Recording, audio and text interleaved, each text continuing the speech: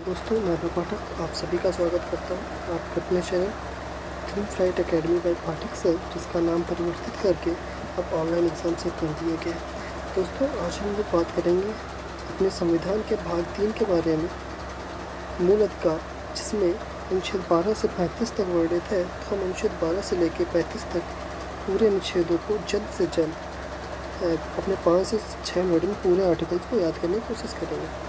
सबसे पहले अगर आपने अभी तक चैनल सब्सक्राइब नहीं किया है तो चैनल सब्सक्राइब कर लें, साथ में बेल आइकन प्रेस कर लें। दोस्तों, बढ़ते हैं अपने आज के टॉपिक की तरफ। जब हम ध्यान देते हैं तो भाग 3 में हम लोग मूल अधिकार देखते हैं। सबसे पहले आर्टिकल 12 देखते हैं। तो 12 में परिभाषा, क्या परिभाषा? जैसा हम लोग आर्टिकल पहला पढ़ते हैं उसमें लिखा है भारत राज्यों का संघ है, वही बात आर्टिकल 12 में भी लिखी है। 13 के बारे में बात करते हैं। 13 में है मूल अधिकारों की असंगत और उनका अल्पीकरण की विधियाँ। अगर नॉर्मल भाषा में देखें तो न्यायिक पुनरावलोकन हम लोगों को आर्टिकल 13, 32 और 13-32 में मिलेगा, जो सुप्रीम कोर्ट के पास है। वहीं पे हम लोग जब 226 देखेंगे तो हाई कोर्ट के पास में, वो अलग बात है, अलग विषय हम लोग बाद में ध्यान देते हैं। तो हम लोगों ने ध्यान दिया कि 13 में क्या है, 13 में है न्यायिक पुनरावलोकन या मूल अधिकारों की असंगत या उनका अल्पीकरण करने की विधियाँ। फिर उसके बाद जब देखते हैं तो हमारे संविधान को कुछ इस प्रकार से बांटा गया है। कैसे? यह समता का अधिकार, उसके बाद स्वतंत्रता, फिर शोषण, फिर धार्मिक, फिर शिक्षा और फिर संवैधानिक उपचार की बात की गई है।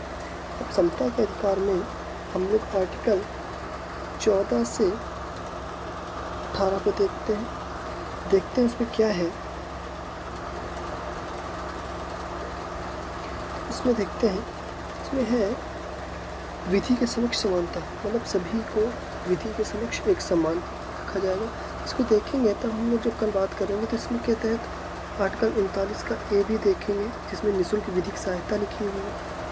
और सर आरा बनम बिहार राज्य, ठीक है, इसको भी देखते हैं कल। लेकिन अभी हम लोग अपने मुद्दे की बात कर रहे हैं, तो इसमें देखते हैं आर्टिकल 14 में क्या है, विधि के समक्ष समानता।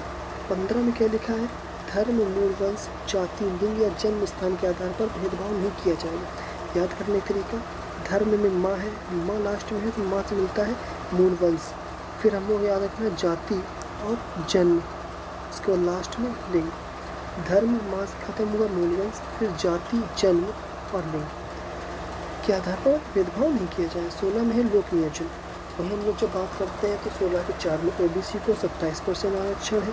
और वहीं पर 16 के 6 देखते हैं तो उसमें अभी आर्टिकल 46 के तहत जिसमें हम लोग वंचित वर्ग को रखते हैं, उसी को मध्य में रखते हुए 16 का 6 जोड़ा गया है, जिसमें हम लोगों ने EWS यानी कि जो जनरल की कैटेगरी के जो लोग हैं उनको 10% आरक्षण की बात कही गई। 17 की बात करते हैं तो अस्पृश्यता का अंत है, मतलब छुआछूत। ऐसा नहीं है कि भाई नल पे है मेरा नल नहीं जोड़ोगे, ये सब बातें 17 में। अस्पृश्यता का अंत है किसमें? 17 में। उपाधियों का 18 में है उपाधियों का अंत। लेकिन शैक्षिक और सैनिक उपाधियाँ बनी रहेंगी। अपराध आता है निम्न में से आर्टिकल 18 के अंतर्गत कौन सी उपाधियाँ बनी रहेंगी? शैक्षिक और शिक्षा, याद रखना, ये दोनों बनी रहती है, बाकी सारी खत्म हो जाती है। अब इसके बाद हम लोग देखते हैं स्वतंत्रता में जब देखते हैं तो 19 से लेकर 22 तक देखते हैं। 19 में वाक स्वतंत्रता, 19 के 6 भेद। उसके याद करने के लिए हम लोग देखते हैं VSS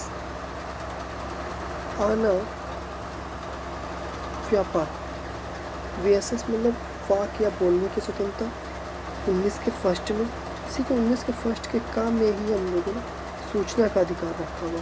और क्वेश्चन आता है सूचना का अधिकार किस आर्टिकल में है, तो 19 के फर्स्ट के काम है सूचना का अधिकार अधिनियम 2005। ठीक, सम्मेलन, संगठन, आपात विचरण, निवास और व्यापार, यानी कि संगठन सम्मेलन करने की, संगठन करने की, आपात कहीं भी घूमने की। और संगठन में याद रखना, इसमें संगठन जो है वो पुलिस भी संगठन अपना नहीं बना सकती है। ठीक है, वैश्य अपना संगठन नहीं बना सकती है।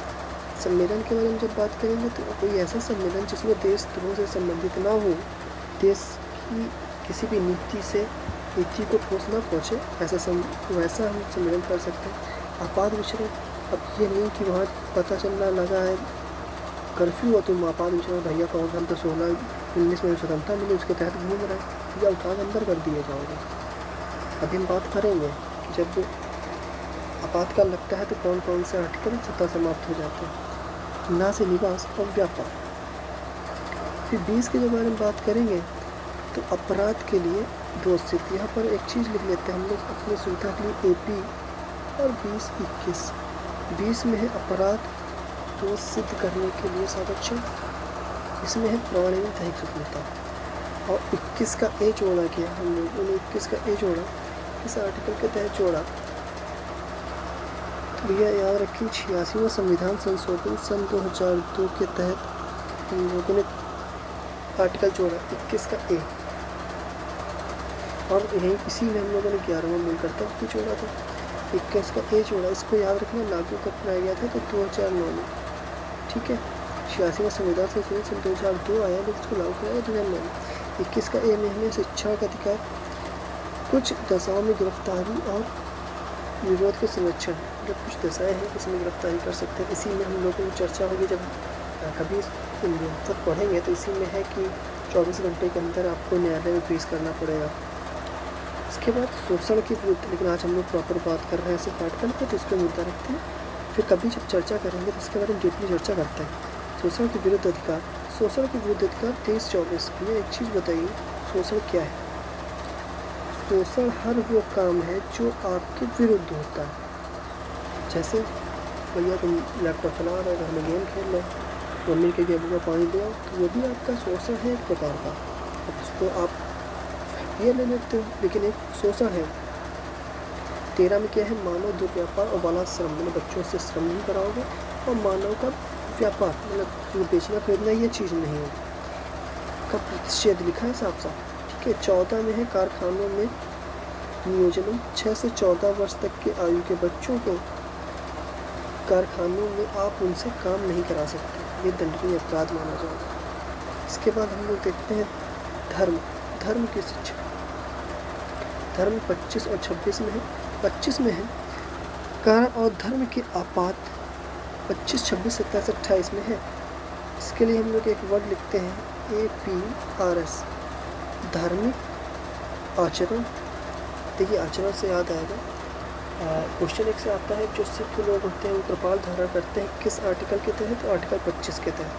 25 में है धार्मिक आचरण, 26 में है धार्मिक प्रबंधन।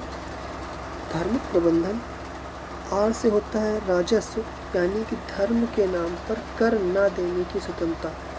ये 25, ये 26, ये 27, S 28, ठीक। आपात धार्मिक आचरण, धार्मिक प्रबंधन, धर्म के नाम पर कर न देने की स्वतंत्रता। और जब हम लोग 29 के बारे में बात करेंगे तो 28 में आएगा धार्मिक शिक्षा। हम लोगों ने एक वर्ड लिखा था APRS, धार्मिक। 25 धार्मिक धार्मिक आचरण, 26 धार्मिक प्रबंधन, धर्म के नाम पर कर न देने की स्वतंत्रता, और धार्मिक शिक्षा 28, ठीक है। अब वहीं पर हम लोग जब 29 की तरफ बढ़ते हैं, संस्कृति एवं शिक्षा संबंधी अधिकार। 29 अल्पसंख्यक वर्गों के हितों का संरक्षण, और 30 में है कि अल्पसंख्यक के लोग जो हैं वो अपने धर्म को पढ़ाने के लिए स्वयं के शिक्षक संस्थान खोल सकते हैं। अगला कितना याद रखना, जो 29-30 है ये अल्पसंख्यक से रिलेटेड है। फिर उसके बाद 31, इसमें आप नोट करेंगे 31 में होगा। 31 को हम लोगों ने 44वां संविधान संशोधन सन 1978 के तहत हटा दिया है, जिसको अब 300 को कम जोड़ दिया है। पहले जो संपत्ति का अधिकार था ये एक मूल अधिकार था, वर्तमान में ये एक विधि कानून है, कानूनी अधिकार जिसको कहा जाता है। पूछा था संपत्ति का अधिकार वर्तमान में किस तरह का अधिकार है, ऑप्शन दे देगा विधि, कानून या मूल अधिकार मिल करता है, तो आप लोग जान रहे हैं तब ये कानूनी अधिकार। आर्टिकल 32 में क्या है, जो आर्टिकल 32 याद रखना, आर्टिकल 32 को एक ऐसा आर्टिकल माना गया है बिना इसके पूरे संविधान को नगण्य माना गया कि आर्टिकल 32 नहीं है, पूरा संविधान नगण्य हो गया। ये बात अम्बेडकर ने कही है, ठीक है। और अम्बेडकर के हिसाब से आर्टिकल 32 को क्या कहा गया है, कमेंट बॉक्स में लिख के बताएं।